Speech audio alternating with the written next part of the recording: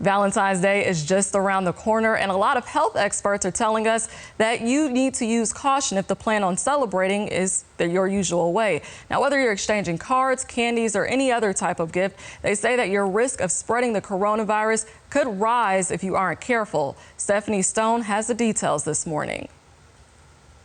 As the holiday of love and affection nears, a word of caution from medical experts.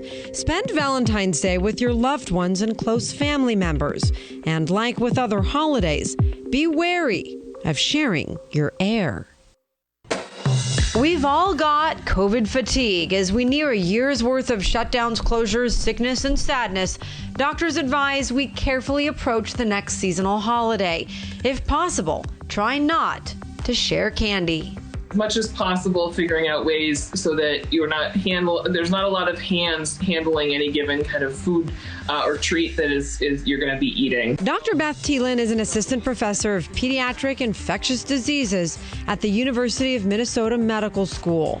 She's doing research on respiratory viruses and how they affect us all. While we've moved away from sanitizing our groceries and mail, we still need to be careful. Not just the handing the candy, directly, but it's that you have to get in close proximity to someone to have that exchange. And even if it's short term, I think it's maybe just a handing off an item. But as we think about all of the kids in a classroom doing that, it just creates lots of potential contacts where we could see transmission. Being within 6 feet means there's more chances of sharing your air, which is how this particular virus spreads. If you're hoping for a special night out, maybe get creative and find out how to make it special at home.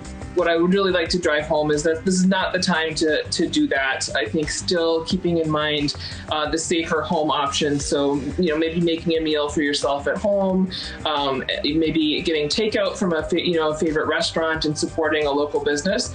Those would be much more safe options as compared to going to an in-person bar or restaurant where you're maybe dining indoors. While there's hope on the horizon with a vaccine and lower case counts in some regions, we as a country need to get our COVID numbers down, way down.